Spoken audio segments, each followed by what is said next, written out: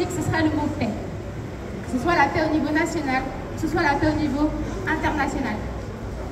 Et si ça me tient à cœur de défendre la liste menée par Manon Aubry, c'est parce que je pense que c'est la liste qui permet d'arriver à cette paix.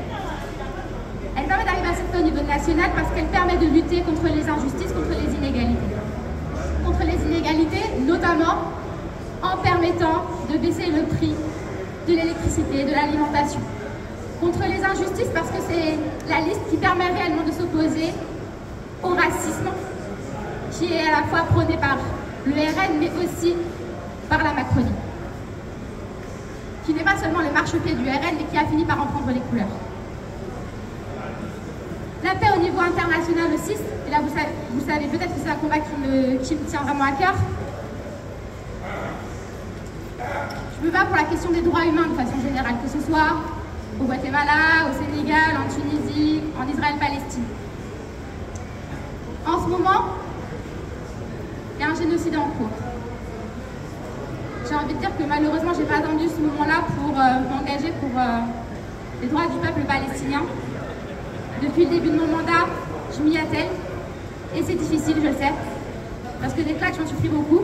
Des insultes, je m'en suis pris beaucoup.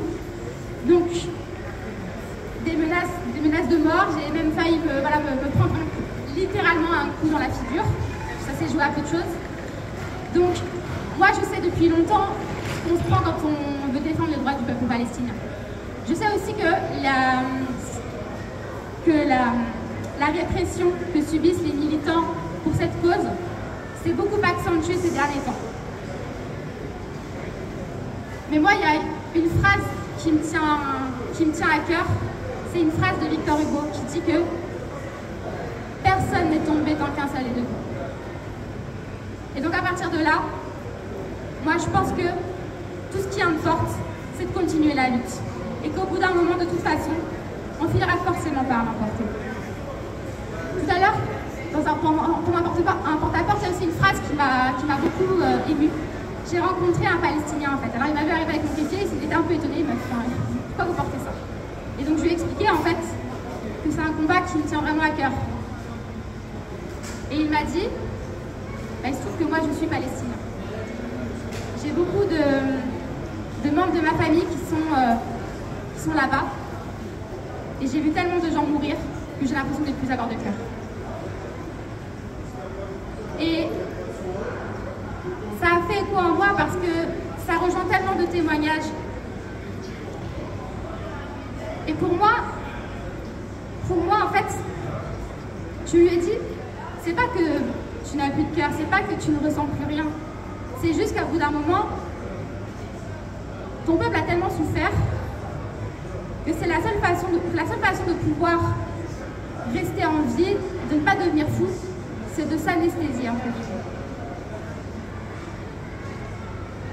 Et moi, j'aimerais juste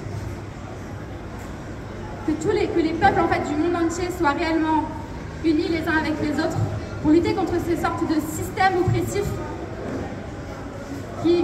qu'on peut nommer ce qu'il est, à savoir le capitalisme, parce qu'en réalité, c'est ça qui se cache derrière tout ça. Que tous les peuples s'unissent réellement pour mettre à bas ce monstre immonde et pour parvenir enfin à une situation où tout le monde serait véritablement heureux. Je vous remercie.